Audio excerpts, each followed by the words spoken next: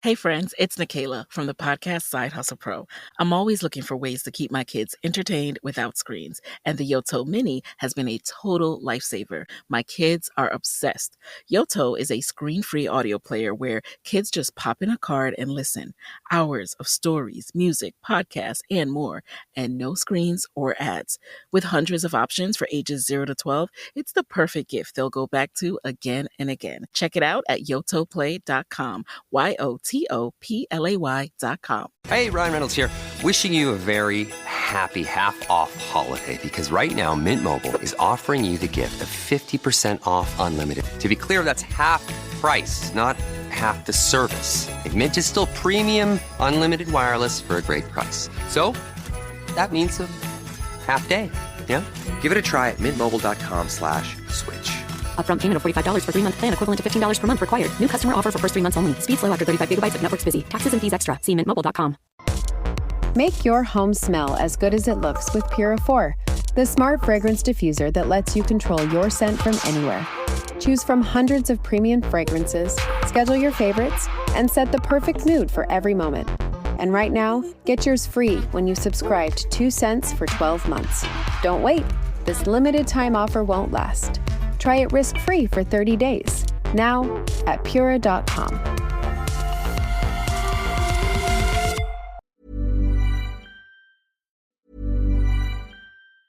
Hey friends, it's Nikayla from the podcast Side Hustle Pro. I'm always looking for ways to keep my kids entertained without screens, and the Yoto Mini has been a total lifesaver. My kids are obsessed.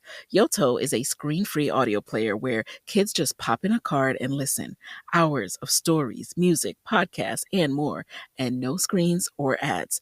With hundreds of options for ages 0 to 12, it's the perfect gift they'll go back to again and again. Check it out at yotoplay.com.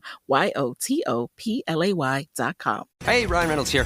Wishing you a very happy half-off holiday because right now Mint Mobile is offering you the gift of 50% off unlimited. To be clear, that's half price, not half the service. Like Mint is still premium unlimited wireless for a great price. So that means a half day.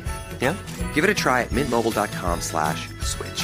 Upfront payment of $45 for 3-month plan equivalent to $15 per month required. New customer offer for first 3 months only. Speed slow after 35 gigabytes if network's busy. Taxes and fees extra. See mintmobile.com.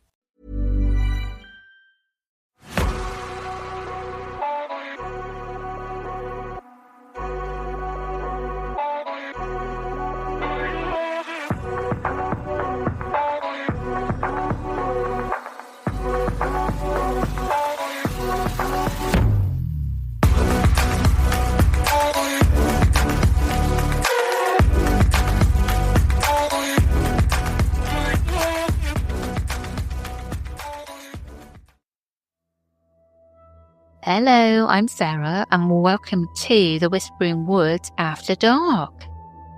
I've got one long story for you today. It's a strange one, really strange, and I'd love to hear your opinion on it. Do you think it was something paranormal or just coincidence?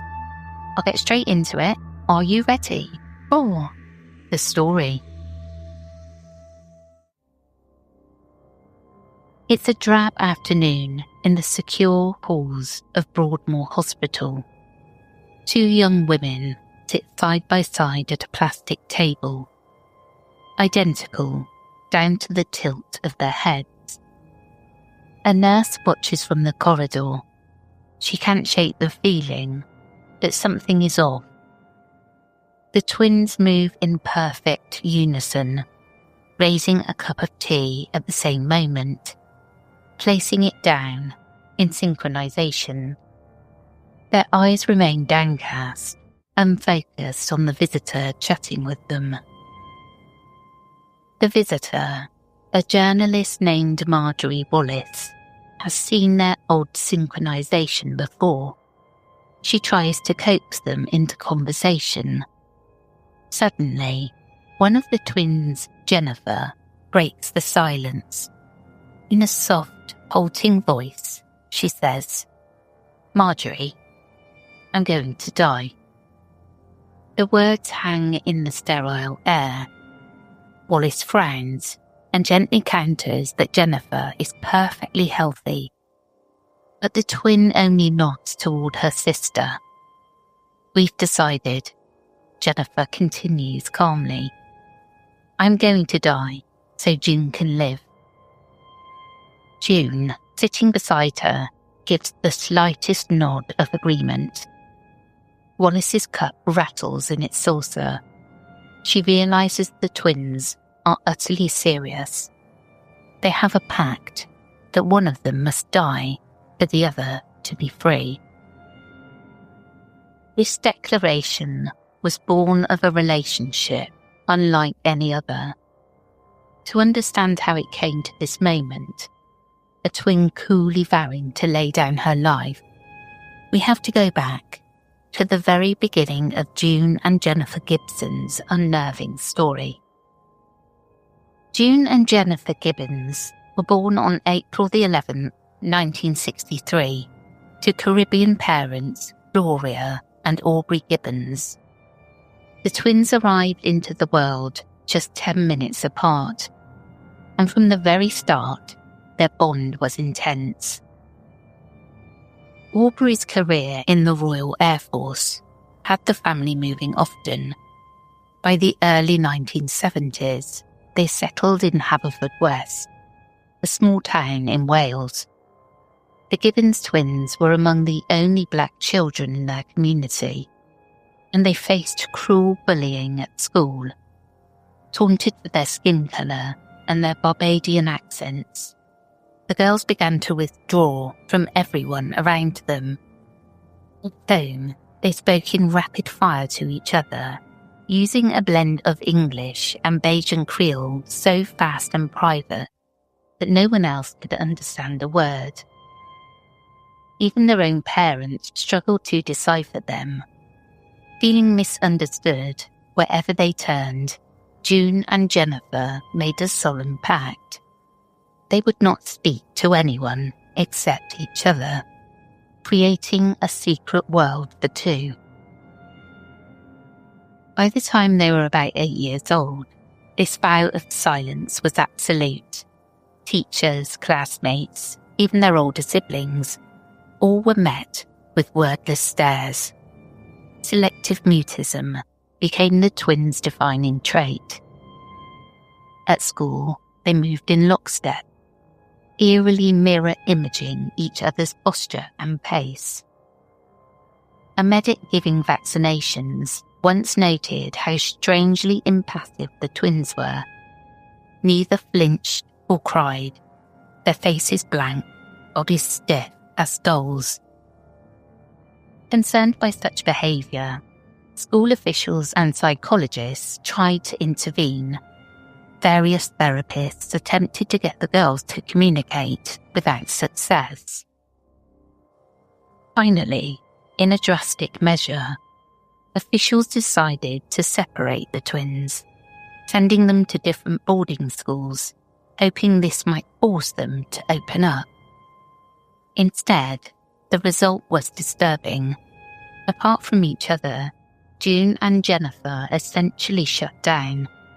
Each became nearly catatonic when forced to live and study alone, as if the very life had been drained out of them without their twin beside them. It quickly became clear that their bond, however unhealthy, was unbreakable. The experiment was abandoned, and after some time, the Gibbons twins were reunited. Once back together, June and Jennifer retreated even deeper into their exclusive world. As adolescents, they spent most of their time cloistered in their shared bedroom at home.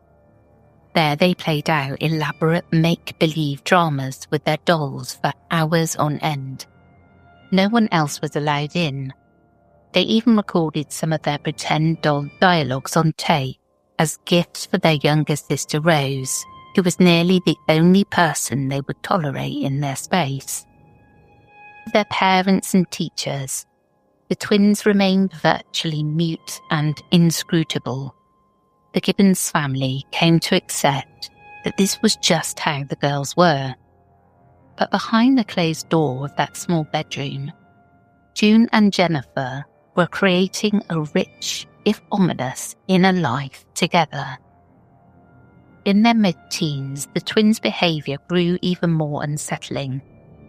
Their relationship, once merely quiet and exclusive, developed an element of ritual and control.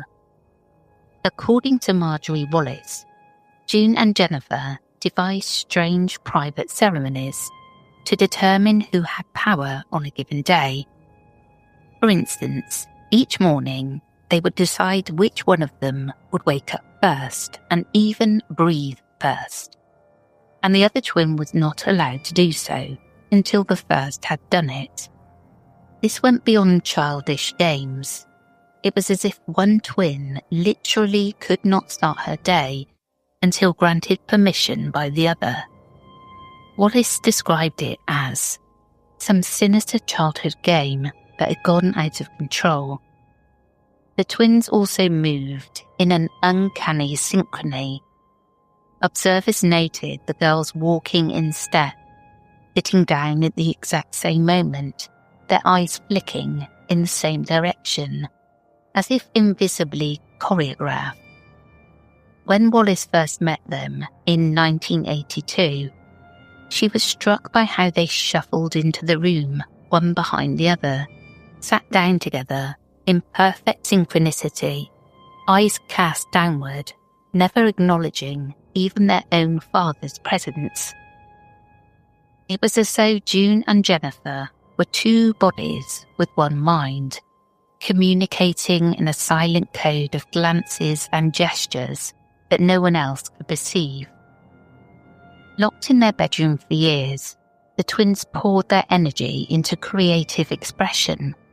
One Christmas, in 1979, their parents gave them each a diary as a gift. That simple present unlocked a flood. June and Jennifer began writing extensively, documenting their innermost thoughts and the details of their days. Writing soon became an obsession. The twins even pooled their small weekly allowances to enroll jointly in a mail-order creative writing course. They read literature voraciously. Their room was found to contain classic novels by the likes of the Bronte sisters, Jane Austen, even works by Mary Shelley, and these influences seeped into their own work. In that tiny room, the Gibbons sisters were crafting poems, short stories, and even full-length novels, all by hand in neat, cramped script. If they refused to speak to the outside world, they would nonetheless write and make their voices heard on the page. As Wallace later observed, the written world was their world. If you didn't read their diaries, you didn't know them. The fiction that June and Jennifer produced during this time was as disturbing as their behaviour. In 1981, at age 18, June managed to get one of her novels published through a vanity press.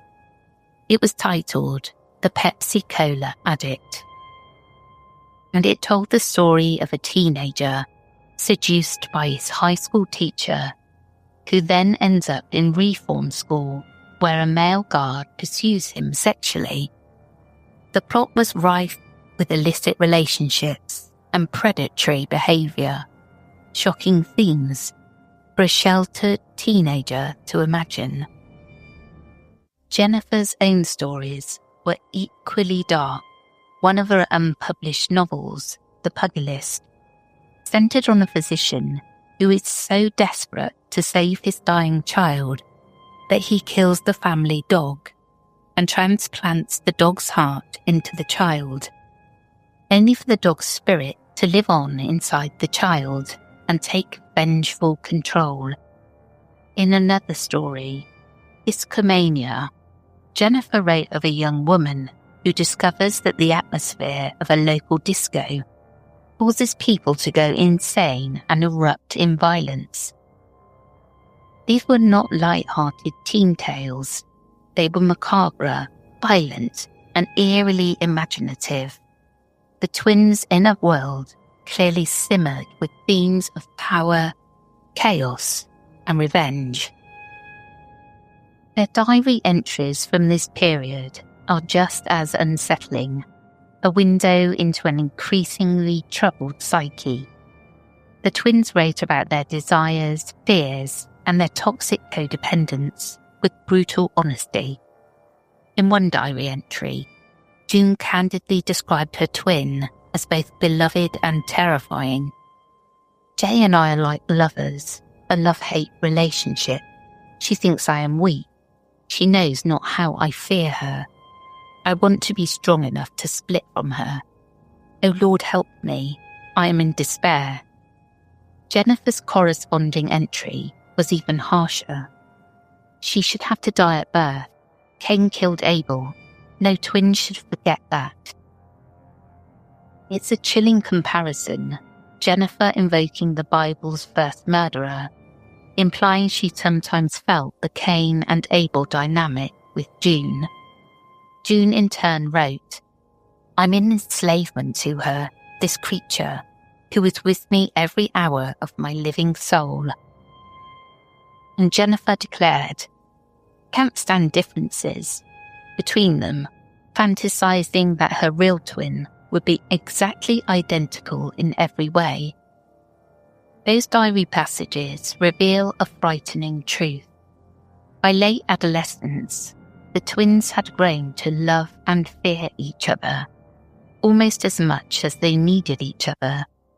They often referred to one another as a shadow or mirror self, and each wondered if she could ever escape that shadow. Their twisted dynamic occasionally burst into real-life violence. The summer of 1981 was a turning point. The twins, nearing 18, attempted to venture into the outside world of teenage experimentation, with unsettling results. They started drinking alcohol and sniffing glue to lower their inhibitions. They even attracted the attention of a pair of local teen boys. In a drunken escapade, Jennifer ended up having a crude sexual encounter with one of the boys, losing her virginity on the floor of a church, while June looked on in shock. Jennifer later wrote in her diary, as if bragging, one of the best days of my sweet life. I've lost my beautiful virginity to Carl. We did it in church. Sorry, God. But for June, watching her twin with a boy was almost traumatic. In her diary, June wrote that she saw a murderous gleam in Jennifer's eyes that night and became scared of her, concluding darkly, she's not normal. Someone is driving her insane. It is me. The rift this opened between them was deep. Only days later, June herself attempted to sleep with the same boy in a desperate bid to not be left out. An encounter that was reportedly fumbled and painful. The twins' first brush with typical adolescent life had only exacerbated their volatility. Soon after, their mutual resentment erupted physically. Jennifer tried to strangle June with the cord of a radio, and in retaliation, June grabbed her twin and pushed her off a bridge, nearly drowning her in a river below. Incredibly, both survived these attempts, but the message was clear. Each twin had at times literally wished the other dead. Isolated, emotionally erratic, and now violently at odds, June and Jennifer began acting out beyond the confines of their bedroom. With no friends or social outlet, they turned to petty crime for excitement. They formed their own little gang of two, committing acts of vandalism around town. They stole bicycles, vandalized property with graffiti, and broke windows just for the thrill of it. Sometimes they would prank call the police to report their own misdeeds, then hang up and run off before authorities arrived. The twins seemed to be daring someone to catch them. baffled by minor mischief, they escalated to more serious crimes. June wrote with glee in her diary about her plans. "I'm planning on making petrol bombs. I'm going to be the biggest arsonist around." On October the 24th, 1981, the twins carried out one of these plans. They broke into a local tractor store on Snowdrop Lane and set the building on fire. As the flames roared, June felt a twisted sense of accomplishment. "It was the biggest night of my life," she wrote that night. "My lovely, glorious fire was licking its way through the roof. Thick smoke filled the night sky. It was a picture which will live in my mind forever. Oh, what a sinful, evil, selfish mind." Despite acknowledging what she'd done, June ended that entry by asking for understanding. "Don't I deserve to express my distress?" The fire setting was her gruesome form of self-expression. 2 weeks later, on November the 8th, 1981, the twins attempted to burn down another building, a local technical college. This time, they were caught in the act. Police officer, alerted by breaking glass, arrived just as June and Jennifer were about to ignite a fire inside the building. The girls were arrested on the spot. When investigators searched the Gibbons twins' bedroom, they hit the jackpot of evidence, dozens of diaries and stories meticulously documenting years of delinquency and arson fantasies. The twins had essentially written confessions for everything they'd done. In 1982, 19-year-old June and Jennifer pled guilty to charges, including burglary, theft, and arson. But instead of a normal juvenile punishment, the court opted for an unusual and severe sentence. The twins were declared mentally ill, psychopathic, and ordered to be detained indefinitely at Broadmoor Hospital, Britain's highest security psychiatric institution. Effectively, it was a life sentence. Juvenile delinquents get 2 years in prison. We got 12 years of hell because we didn't speak, June later lamented. In their silence, the system saw madness. And so in May 1982, the silent twins entered Broadmoor. At 19, the Gibbons sisters suddenly found themselves among some of the nation's most notorious criminals, murderers and violent psychopaths far older and more dangerous than they were. The environment at Broadmoor was anything but the paradise the girls had naively imagined from doctors' descriptions. Locked doors clanged behind them at every turn, and guards watched their every move. Within days of arrival, the twins' mental state took a nosedive.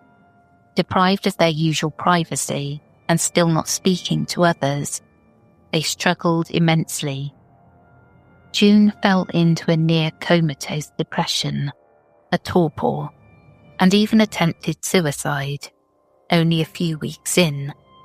Jennifer, on the other hand, lashed out. At one point, she violently attacked a nurse without warning. The staff responded by placing the twins in separate wards for a time, hoping to curb their influence on each other. Broadmoor's treatment regimen was harsh. The twins were heavily medicated with antipsychotic drugs, so much so that Jennifer developed tardive dyskinesia, a neurological side effect that caused her to have involuntary jerky movements. The medications clouded their minds and made it difficult to focus. Even so, the sisters managed to continue writing in their diaries for a while, documenting the daily nightmare of their incarceration. "We are forgotten, faded away, never to be seen again," June wrote despondently from behind bars. Jay and I are two twins of history. Life will go on outside, passing away. Where are we now, they will say. Her words captured the despair of being locked up, silenced, and invisible to the world. Years passed slowly at Broadmoor, nearly 12 years in total. During that time, the twins lived a strange existence. Occasionally, they participated in hospital activities. They even joined a choir and had brief flirtations with male inmates during supervised social events. But much of their time was spent in isolation or in the company of staff who still found them largely uncommunicative. Review boards came and went, always deciding the girls needed more time inside. Frustrated, June and Jennifer tried to cooperate in hopes of earning release. They even attempted to speak with doctors a bit to prove they were improving. It didn't help. We went to the doctor. We said, "Look, they wanted us to talk. We're talking now." He said, "You're not getting out. You're going to be here for 30 years, June recounted bitterly.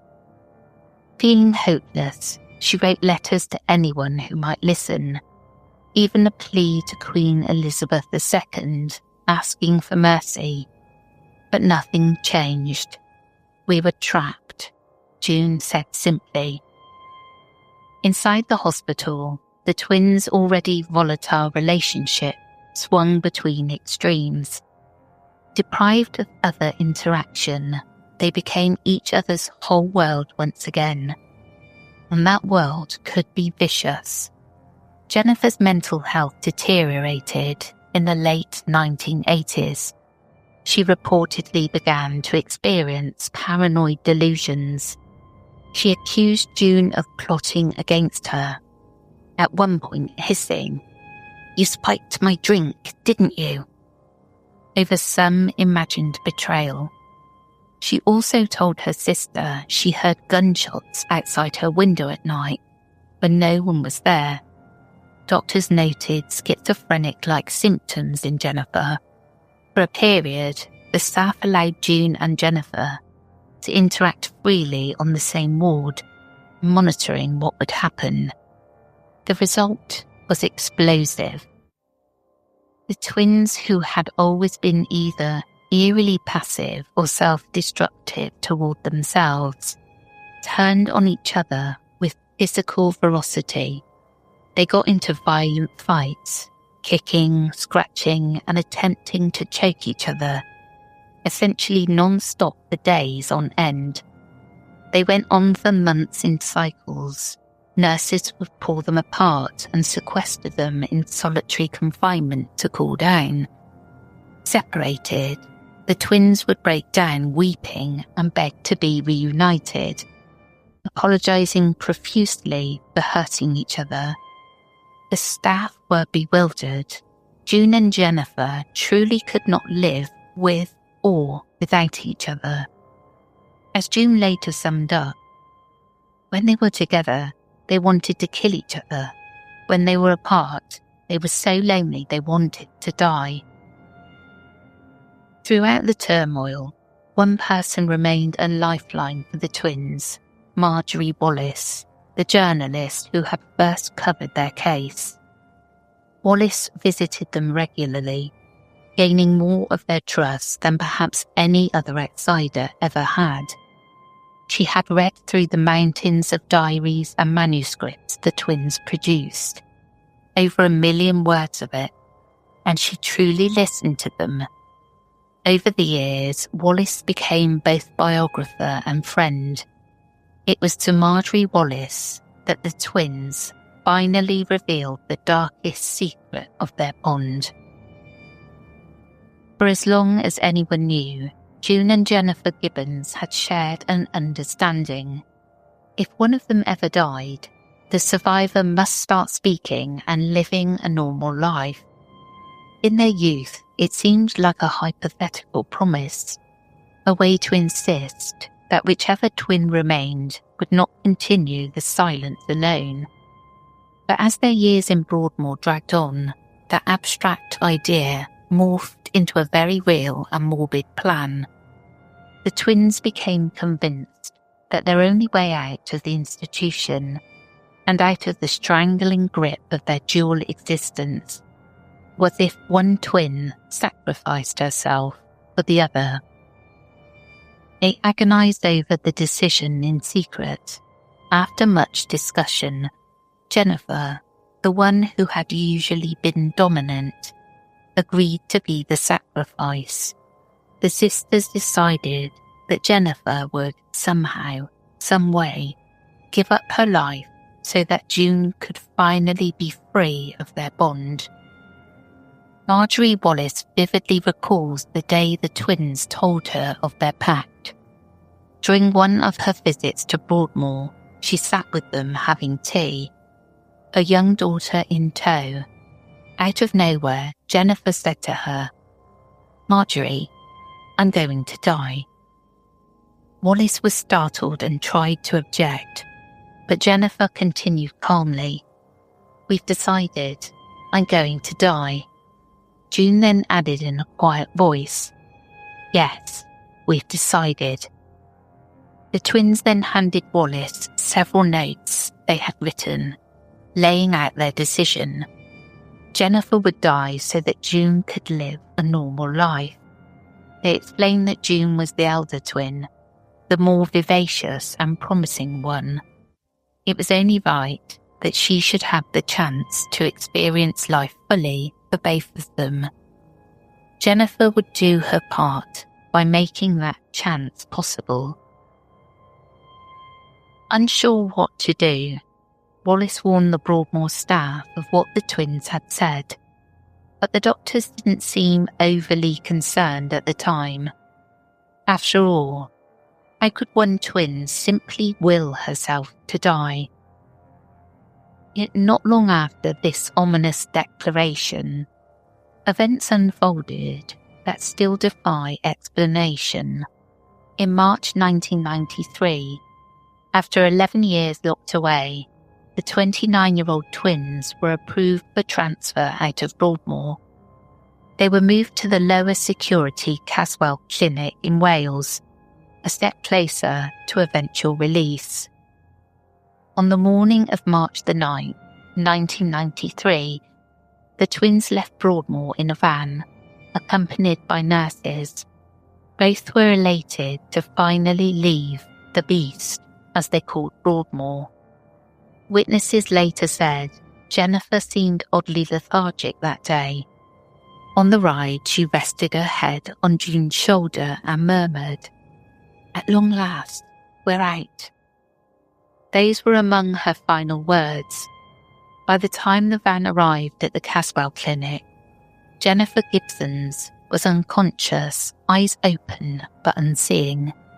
She had inexplicably slumped onto June during the drive, staring blankly. Arriving staff could not rouse her at all. Jennifer was rushed to hospital, but within hours she was pronounced dead. Just as she foretold, Jennifer died on the very day of their release. The cause of death only added to the mystery. Doctors found acute myocarditis, an inflammation of the heart, a condition that can cause sudden cardiac failure. But Jennifer had not been ill prior, and extensive tests showed no poisons, no drugs in her system that could explain it. The heart just gave out. One pathologist remarked that he had never seen such an inflamed heart for no apparent reason. At the inquest, Marjorie Wallace and others recalled the twins' pact. It was as if Jennifer's will to live had simply stopped.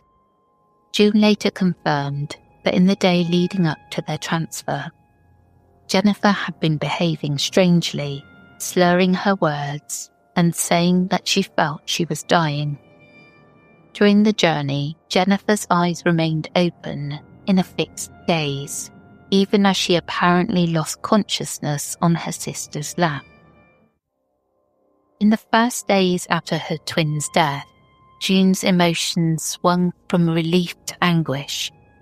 Visiting her in the hospital, Marjorie Wallace found June in an oddly euphoric state. "I'm free at last, liberated. Jennifer has given up her life for me," June told her, with a strange light in her eyes. The lifelong battle between them was over. June felt like a great weight had been lifted. And indeed, almost immediately, June Gibbons began speaking. To doctors, to family, just as the twins had promised would happen. But June also experienced an immense wave of grief. That night, June wrote in her diary, "Today my beloved twin sister Jennifer died. Her heart stopped beating. Mum and Dad came to see her body. I kissed her stone-coloured face. I went hysterical with grief." In one stark stroke, June had gained freedom and lost the only person who had ever truly understood her. It was everything the twins had asked for, and the most devastating thing that could have happened. Jennifer Gibbons was laid to rest in St Martin's Cemetery in Haverfordwest, Wales, not far from where the twins grew up. On her headstone, her family inscribed a short poem that June wrote in tribute. "We once were two. We two made one. We no more two. Through life be one. Rest in peace." Those lines capture the twins' story in brief. Two lives intertwined so tightly that, in the end, they became as one. After Jennifer's death, true to the Pact, June Gibbons finally emerged from silence. The remaining silent twin began to speak to the world that had long watched her with fascination. She gave interviews to journalists, including Harper's Bazaar and The Guardian, discussing her and Jennifer's strange journey. She was polite, articulate, though still soft-spoken. Broadmoor authorities, having no reason to hold her without Jennifer, released June from the Caswell Clinic in 1994, 1 year after her sister's passing. Stepping out into the world at age 30, June had to learn how to live as a single twin.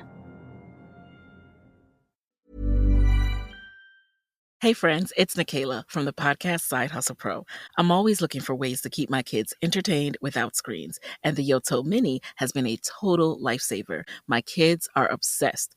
Yoto is a screen-free audio player where kids just pop in a card and listen. Hours of stories, music, podcasts, and more, and no screens or ads. With hundreds of options for ages 0 to 12, it's the perfect gift they'll go back to again and again. Check it out at yotoplay.com. YOTOPLAY.com. Hey, Ryan Reynolds here. Wishing you a very happy half-off holiday, because right now Mint Mobile is offering you the gift of 50% off unlimited. To be clear, that's half price, not half the service. And Mint is still premium unlimited wireless for a great price. So that means a half day. Yeah? Give it a try at mintmobile.com/switch. Upfront payment of $45 for 3-month plan equivalent to $15 per month required. New customer offer for first 3 months only. Speed slow after 35 gigabytes if network's busy. Taxes and fees extra. See mintmobile.com. It's just that really strong connection. That's what I think. And I think if you focus on something so hard and you've kind of already made your mind up that's what's going to happen, it's like a self-fulfilling prophecy, isn't it? It's like an intention that's really set in stone and it's going to happen. It's just so bittersweet, I think is the term I'm looking for.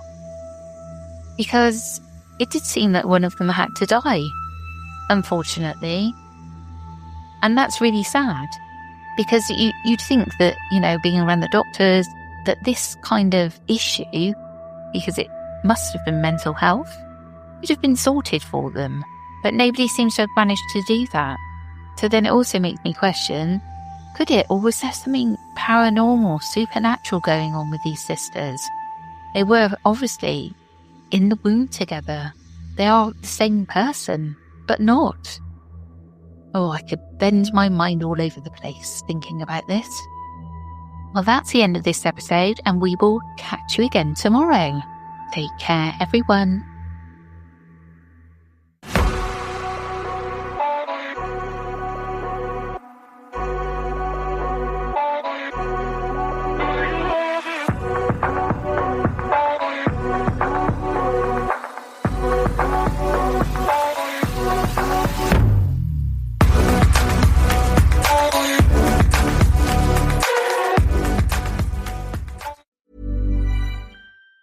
Hey friends, it's Nikayla from the podcast Side Hustle Pro. I'm always looking for ways to keep my kids entertained without screens, and the Yoto Mini has been a total lifesaver. My kids are obsessed. Yoto is a screen-free audio player where kids just pop in a card and listen. Hours of stories, music, podcasts, and more, and no screens or ads. With hundreds of options for ages 0 to 12, it's the perfect gift they'll go back to again and again. Check it out at yotoplay.com. YOTOPLAY.com. Make your home smell as good as it looks with Pura 4, the smart fragrance diffuser that lets you control your scent from anywhere. Choose from hundreds of premium fragrances, schedule your favorites, and set the perfect mood for every moment. And right now, get yours free when you subscribe to 2 cents for 12 months. Don't wait. This limited time offer won't last. Try it risk-free for 30 days. Now at Pura.com. Hey, I'm Paige DeSorbo, and I'm always thinking about underwear. I'm Hannah Burner, and I'm also thinking about underwear, but I prefer full coverage. I like to call them my granny panties. Actually, I never think about underwear. That's the magic of Tommy John. Same. They're so light and so comfy, and if it's not comfortable, I'm not wearing it. And the bras, soft, supportive, and actually breathable. Yes, Lord knows the girls need to breathe. Also, I need my PJs to breathe and be buttery soft and stretchy enough for my dramatic tossing and turning at night. That's why I live in my Tommy John pajamas. Plus, they're so cute because they fit perfectly. Put yourself on to Tommy John. Upgrade your drawer with Tommy John. Save 25% for a limited time at TommyJohn.com/comfort. See site for details. The stories told on the Whispering Woods are inspired by historical records, witness reports, and local folklore. While every effort is made to research and represent events accurately, some details, names, and locations may differ from official accounts or have been changed out of respect for those involved. These episodes are created for storytelling and entertainment purposes and should not be considered definitive fact or investigative journalism.